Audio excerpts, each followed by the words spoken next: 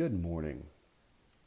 This is Wes Mullins with Unabashedly Resolute Institute. I want to talk to you this morning about something, and it's so important that Tony Robbins and I think there's also like Mel Robbins and so many, Lisa Nichols, Steve Harvey, there's so many people who make millions of dollars a year. Les Brown and Inky Johnson and all these quote-unquote motivational speakers make millions of dollars a year doing one thing. And it's so important that we're going to talk about it this morning. Where are you aiming? Now, if some of you think, oh gosh, here he goes. Are we really going to go on to, let's aim correctly? You have you're aimless in life. Actually, yes, you're aimless in life.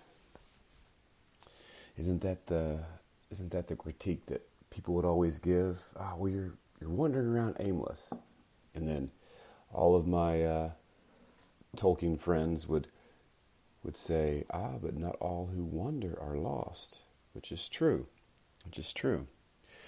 If your wandering has an aim, what are you aiming at as a person?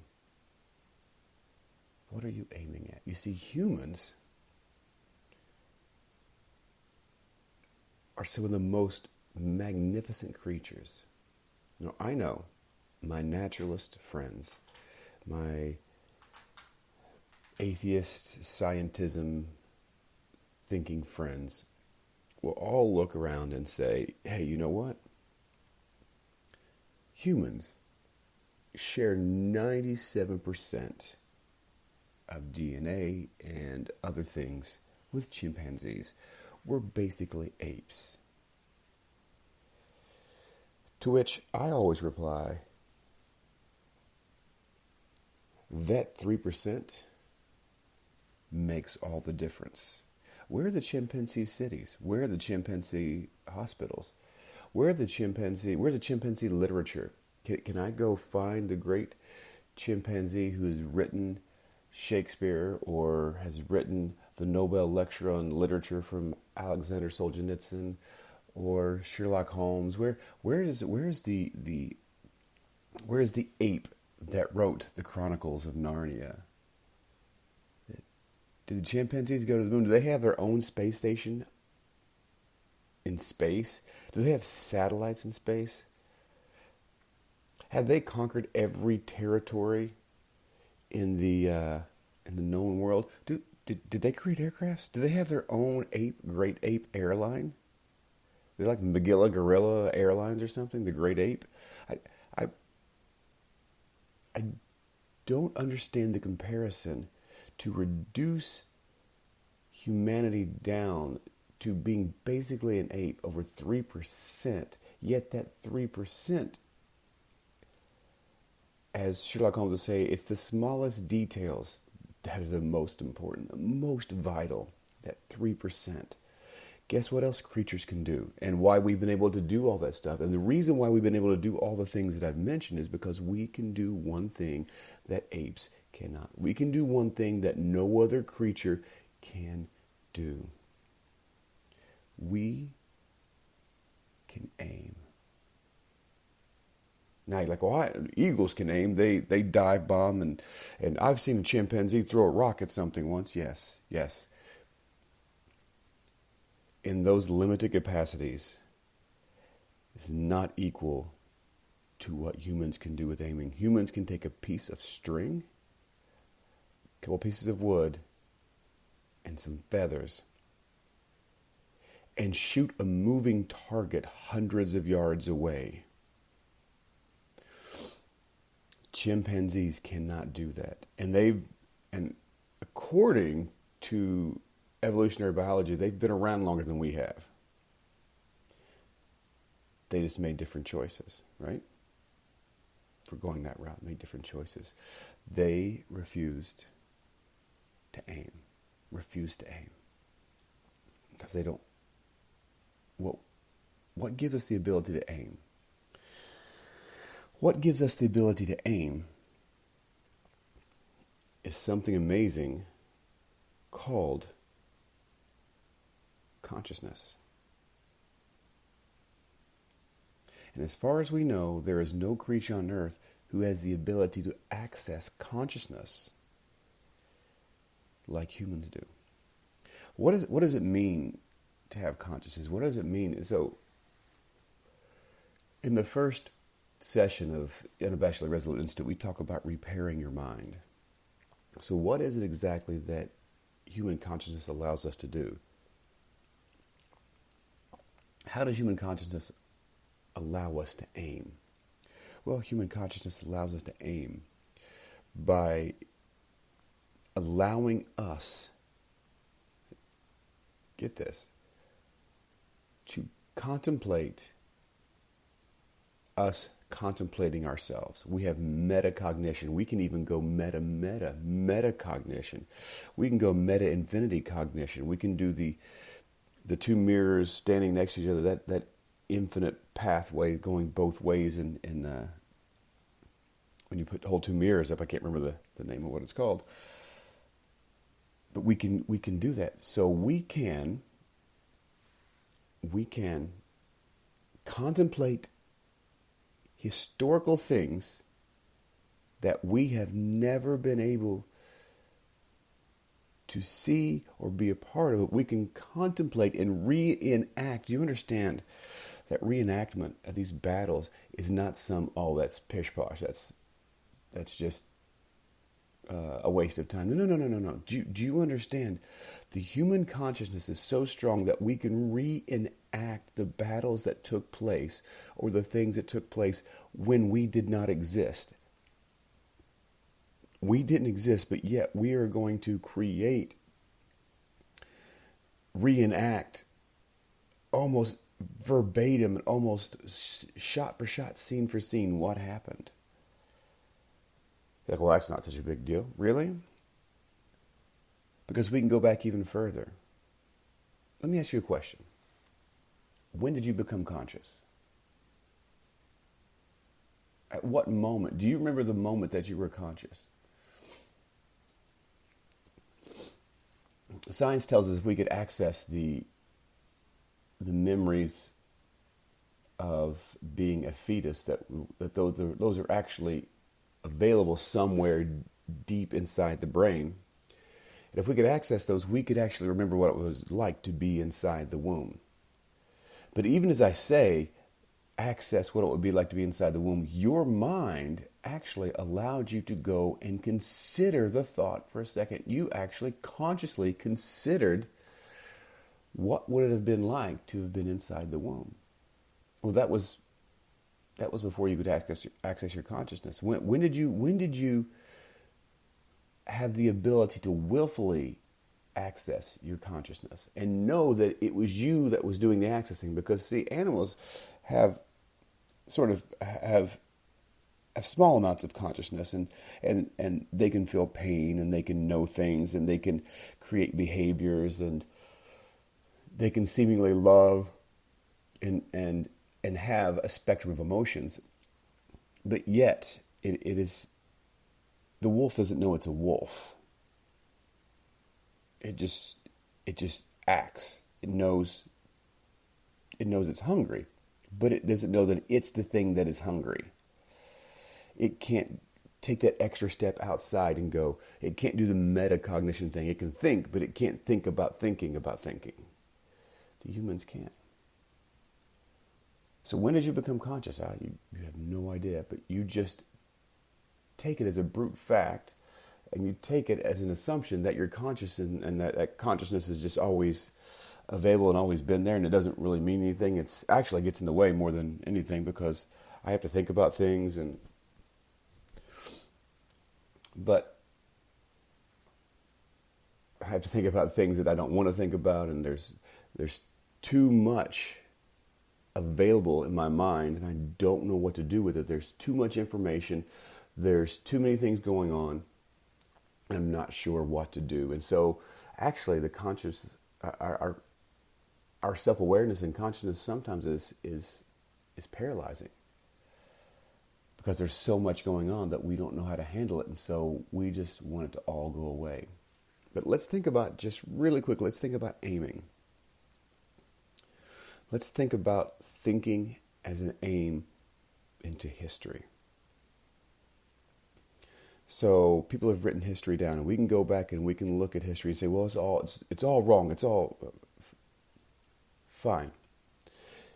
It's all wrong and it doesn't matter. Okay, that's great. Actually, it's not great. I was being facetious. That is extremely detrimental, and I will show you in a second why that line of thinking actually is destructive and cannot create a flourishing humanity.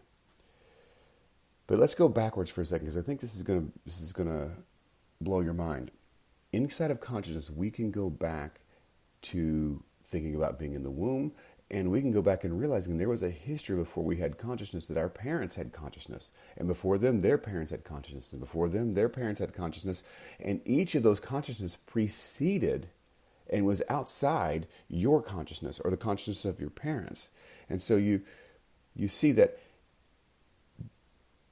but even though it is outside your existence, you can contemplate, think about, and actually transport yourself to that time. Based on what? Based on history. Based on the ability for you to access your imagination. Now, you're like, well, that's all well and good. We can go back a few generations or whatever. No. We can go back to Near East literature. We can go back to the Epic of Gilgamesh. We can go back to the flood of Noah. We can go back to the stone tablets of the Ten Commandments. We can go, we have history written back 4,000 years.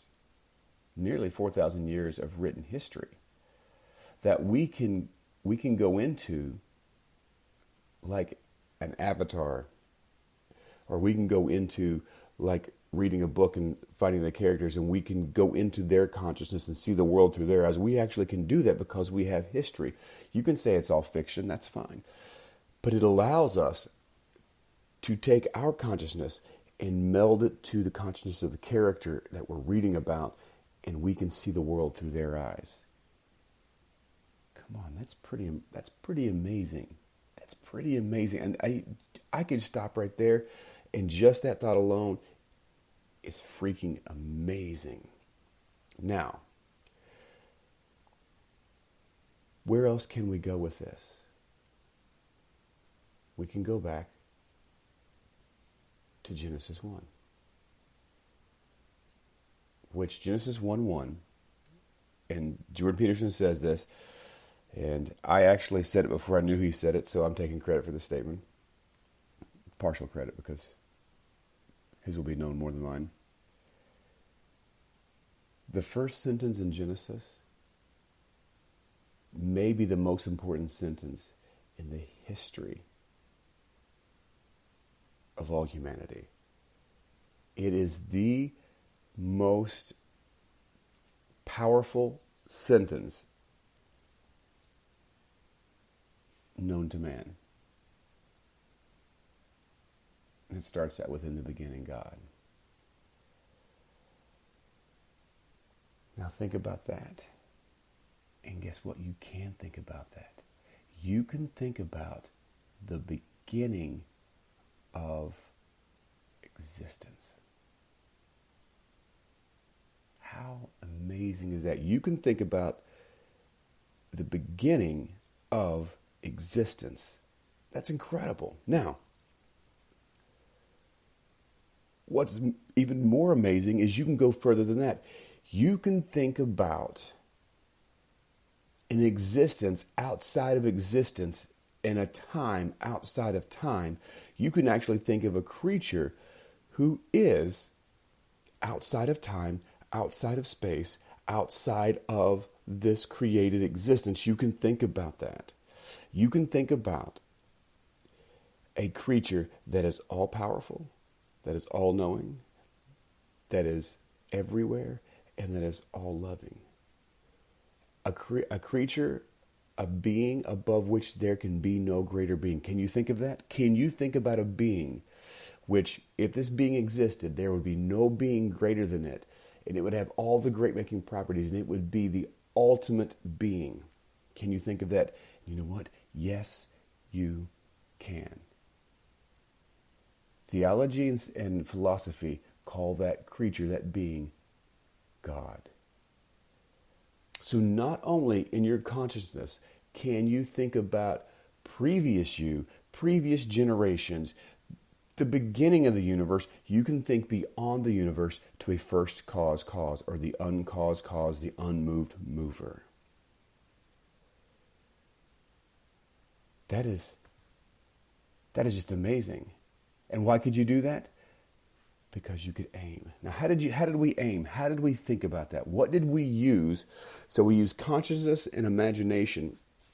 But what was the tool that we used to aim our consciousness and imagination? What was the thing that we used to be our rudder as we traveled back in time to beyond time? I mean, you realize how amazing what we just did. Like, that was absolutely insane to do what we just did. And you can do it anytime you want. But what was the thing that we used to get there? What was the rudder that we used to steer the boat of our consciousness filled up in an atmosphere of imagination? How did we get there? We used something called language. Now, language has basically three forms. And over the course of the last decade, educators and intellectual elites have been trying to rid us of these three. And they say that we can only need just one. We have the prescriptive meaning of a word, we have the descriptive meaning of a word, and we have the predictive meanings of words. That words, that language can be used in a prescriptive way, in a descriptive way, and a predictive way. Now, what do these mean? Prescriptive means ought, the way something has been known to be. This is the basis. Throughout history, we have known this to be true. Something ought to be this way. So when we say this word, it ought to mean this, or it has in the past had this meaning or this aim. Okay? Descriptive means how something is. It is the state of being in this temporospatial moment. Is. The thing with is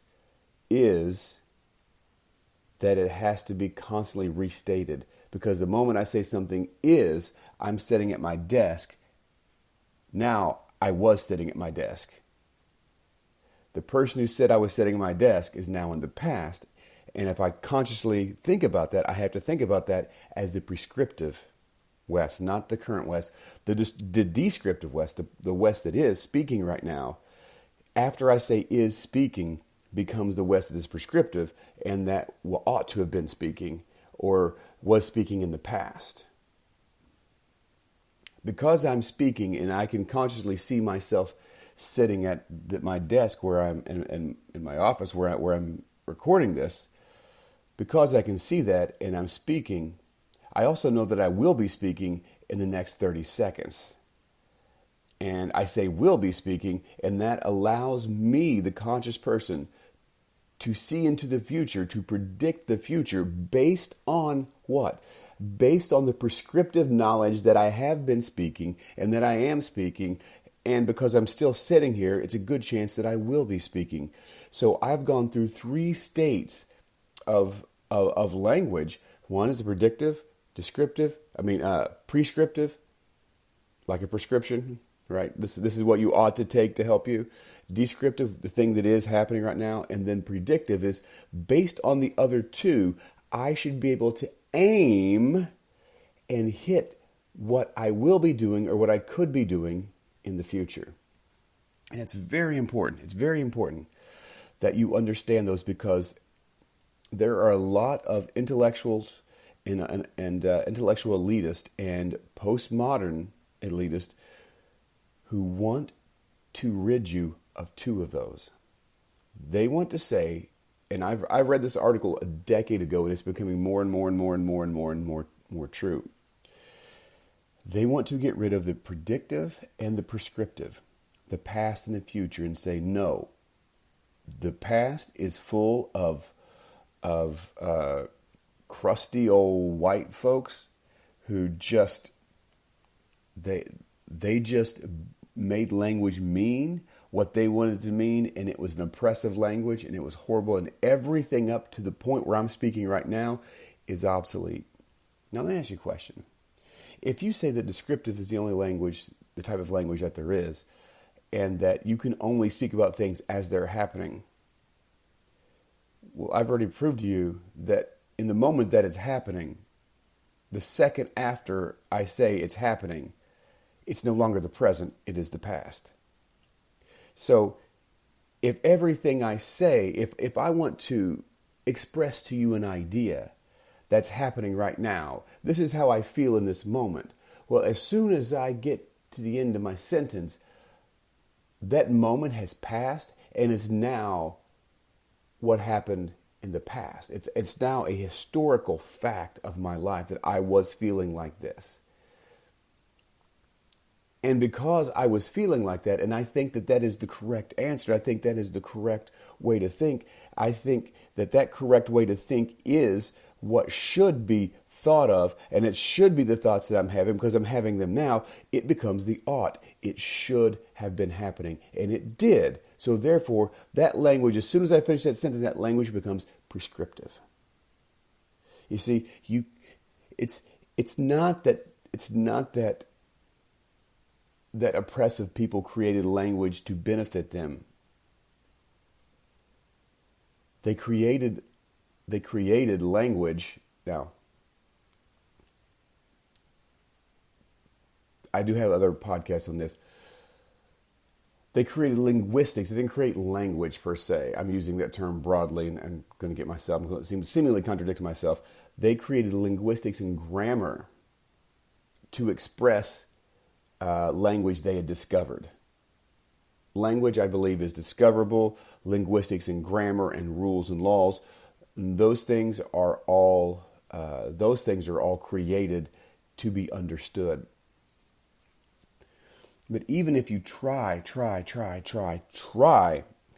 stay only in the present, you will fail. And because you're only staying in the present, you're only aiming at this moment. If you're only aiming at this moment, then where are you going to land in the future? You have no idea. And so the future is it's going to be complete chaos, because you have no idea where you're going to land, because you're not aiming at anything. Because you're saying that your prescriptive doesn't exist. Therefore, if you don't know where you were in the past and where you are now, you have no idea how to change the rudder so that you actually hit a mark at which you're aiming at. And there's aiming all throughout Scripture and literature, pressing towards the prize, the high mark, the calling which is in Christ Jesus. Run the race that you may obtain the win. Well, what are all these things? What are we doing? We are aiming. We are aiming. We are aiming. We are aiming. And language helps us aim. Now, postmodernism says, basically, in short, that the descriptive language is all there is.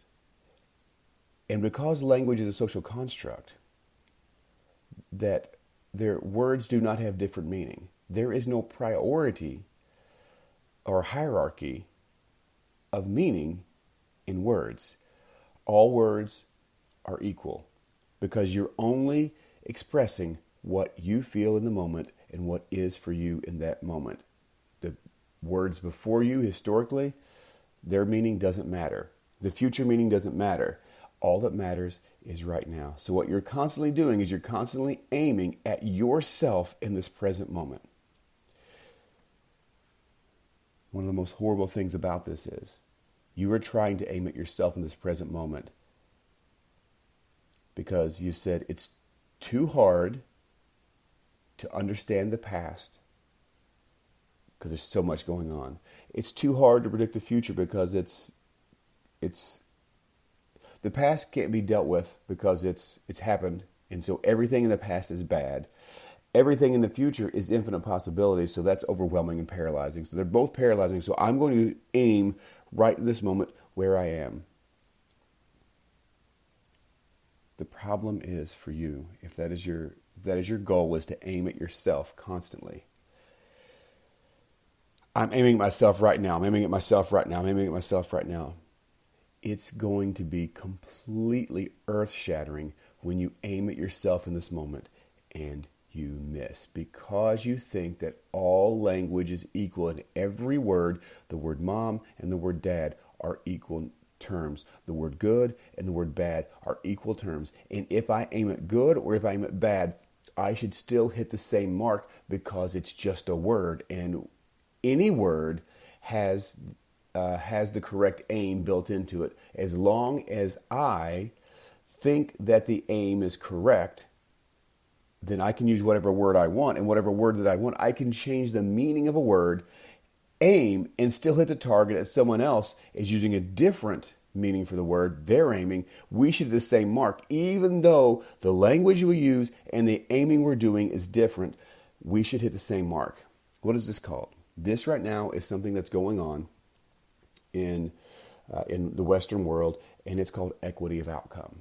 And it's based on the conception of postmodernism that all words and all languages are equal, and the descriptive language is the only language that exists, and that all aims should lead to the same outcome. It's called equity of outcome. It's not saying that we should be able to have the same opportunity to aim. Here's language, okay? Here's language. Here are some freedoms that can't be taken away from you by government. Here are some equal things that we can have. Now, how you aim and how you use them is up to you. They're saying, no. Everybody should get the same aim. And so it doesn't matter what you aim at. You should have equity of outcome. And the only way that this happens, the only way that we get equity of outcome is if everybody is equally suffering and equally poor and equally miserable. And the only way that happens is through a tyrannical dictatorship wherein there is only one class of people, and that is the serfs, that is the slave, that is the indentured servants, and you are not allowed to rise above a certain level. Even though you can aim past it, your aim is taken away, your language is cut off, your predictive ability is cut off, your historical ability is cut off. I mean, if you think about it, what is going on is right now is they are trying to take away our documents and our historical language that helps us understand who we are now, and so that we can aim into the future. Right now they're trying to take away the Declaration of Independence and say that no, Marxism and the U.S. Constitution are equal in their aiming. They're equal. They're the same aim. They're just words. It's a political document, and all political documents are the same. Now, you know what? It's a political document. It's a way to run the country. Yeah. So that means that all political documents are the same. Wait, no, that's not correct. Because the Declaration of Independence and the Constitution are the highest political aims known to humankind. We have never done better than the Declaration. We have never created a political aim that aims higher and more clear and resolute than the Declaration of Independence. So you say, well, Yeah, the Marxist Manifesto. Oh, the aim is not the same. It's not the same aim. How about the parliamentary systems? Not the same aims. They're obviously not the same aims because they don't bring about the same outcomes. And how you use language, how you aim will determine where you're coming. So now let's jump really quickly to the predictive literature. So if you use this correctly, if you use language correctly, and you take all of the predictive oughts that are out there of people who have lived life and they have said language should mean this, this is how we should go, here are the oughts, and you can weed through the oughts because there are good oughts and there are bad oughts, and you find the oughts that are good because you see the people who used their language and their oughts and they hit certain marks, and you're like, oh, I want to hit that mark. So you take the language of the people who hit the marks that you want to hit, and you take the language and you put it into your quiver, and you in the present begin to aim and shoot those arrows. You begin to aim using all of that language. You begin to implement and put that language into yourself, and you start using that language about yourself around you to other people, and suddenly you are creating this atmosphere of ought by using the language descriptively. Now you use prescriptive language in your descriptive life because you're aiming, and as you aim with that language, you are going to create in yourself predictively where you want to wind up. Humans have this amazing ability to take a piece of wood, a string, and some feathers, and maybe a stone, a little sharp arrowhead, a piece of rock. So a piece of wood, a piece of string, some feathers, and a rock, and they can take down buffalo or deer, moving targets at hundreds of yards. That's amazing that we can aim. I've already said we can aim beyond time and space with our language. But we can also aim into the future. We can become great seers of the future. And this is what great literature does. This is what great authors do, is they take the predictive literature, they take their descriptions of what's going on in the world now, and they say, well, here's what's happened, here's what ought to happen, here's what is happening. I can take that information and that language, and I can use that language and create new language that will show you what is coming, what could be, and what probably will be. You can show both sides. You can say, hey, here's what's coming in the future. If we continue aiming this direction, this will happen. But if we aim this direction, this might happen. And it probably will happen. And so we see great literature is the process of, a great story is the process of using the known, the prescriptive. Here's the current situation, the descriptive. And here's the unknown, the predictive. And to show you how you can use and how you can aim using the ought language, the is language, and how you can get to what will be or what should be or what can be. And it's amazing how it all fits together. That psychology and literature just go hand in hand, and they should not be separated. You should not let people take away from you good literature. And one of the real detriments going on right now is we've taken away literature out of the hands of our children and out of our adults, and we've given them a cheap imitation in postmodernism that says all things are equal. And so I'm going to write a story, and the story is just going to be suffering, and there's going to be no resolution. It's going to be a story of suffering. Or I'm going to write a story, and it's going to be the anti-hero story. And there's going to be, and so we're like, oh, so all literature is equal. All literature is equal. Because all words have the same aim. If all words have the same aim, then there's no reason to write literature, because you're only recording what is. And I am what is. So why would I need someone to tell me what is, considering I am what is? And only the present is important. And if only the present is important, then why would I read something? Because if I'm reading something that someone's written, it's no longer in the present, it's actually in the past. And it's actually their ought for what there is going to be.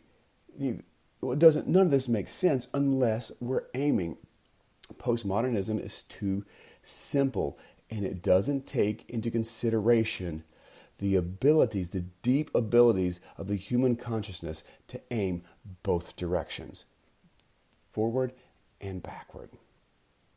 So what I'm offering you today is I'm saying that you need to repair your mind, you need to repair your mental state, and you need to fully grasp what you are capable of in consciousness. You say, well, how do I repair my mind? You repair your mind by slowing down the thoughts, by meditation, by breathing. You're like, well, why is this? This is a weird thing to bring in here on consciousness. No, it's not. Because our world is completely chaotic. And words change, the meaning of words change on a dime. And what was wrong yesterday may not be wrong today. And there's so much information going on that we don't know what to do with it. So what we have to do is we have to quiet our mind down and we have to release it and let it go and breathe. Grab thoughts, wrestle them down, push them out, create a space in our mind where we can be at peace and we can have order in our own mind. Because here's the thing, if you don't have order in your own mind and you say, well, the world has to be ordered so my mind is calm, that's not going to help. But if you can order your thoughts, if you can get a hold of your mind, if you can aim yourself inside of your mind to quiet yourself down, if you can make that aim, I'm going to have control over my thoughts. 2 Corinthians says, take every thought captive. Just you need to be ordered in your psychology and in your consciousness, so that your consciousness is not just flooded with a bunch of stuff and you can't weed through it, and so it paralyzes you, and you're like, well, it's not worth it. So if someone tells me this authority figure told me to do this, I'm going to do this. But if you have consciousness, you can look into history. You can research, which is you're going into the oughts. You can do research and say, this is what ought to be happening. This is what is happening. Oh, I can figure out how to aim so that I can hit the mark that I want to hit. Quieting your mind, unlocking your consciousness, and actually making use of your rudder, which is language, to direct you to become who you want to become. This is the kind of stuff that we offer at Unabashedly Resolute. Now, for some of you, you're like, you just really, you really went over my head. And if that's the case, I'm sorry. It's just, it is confusing in the beginning. It's confusing because a lot of us have never taken time to think. We've never just taken time to think things out. And we've just been reactionary our whole life. We've just been the John Watson running around, the man of action. Something happens, we react to it. What I hope happened is, you're like, this is so confusing, I want to listen to it again. And you know what? I didn't quite get it, I'm going to listen to it again. I didn't get it again, I'm going to listen to it again. I promise you, if you want to get what I'm saying, if you want to understand, you will. I'm not obfuscating, using a big word there. I'm not creating chaos to make myself sound intelligent or something like that. This is something I've been wrestling with for a decade, this thought. And so the fact that you don't get it the first time doesn't mean anything. It just means that you didn't get it the first time. In simple terms, I'm going to break it down. I'm going to summarize everything. If someone is trying to tell you that words have no meaning and that all words are equal, be very wary, because where they're aiming you only leads to suffering. Let me give you a little example. Let me give you an observation. If you don't know the rules of the road to drive a car, you haven't studied the rules and the laws and what ought to be. If you're driving on this side, you ought not cross the yellow line. You ought to stop at a stop sign. You ought to do these things. There are rules. There are precepts. There are good practices that have been historically passed down to you, and it's now in a manual. When you look at this manual, say, this is what ought to be. This is how I should begin to aim my car while I'm driving down the road, because that's what you do with the car. You aim it. So you have the knowledge, the prescriptive knowledge of what you ought to be doing in a car because you learned those rules. Now, as you're in the car, descriptively driving the car, and you can see yourself driving the car, you are still attached to what you ought to be doing. And if you do the things you ought to be doing driving the car, then as you're driving the car, you're going to hit your destination because you say, I want to go to the store. That's predictive language. It hasn't happened yet. I'm going to go to the store. So you go predictively, your predictive language is, I'm going to go to the store. So you, in the moment, grab the keys because you know historically you need the keys to start the car. So that's predictive language.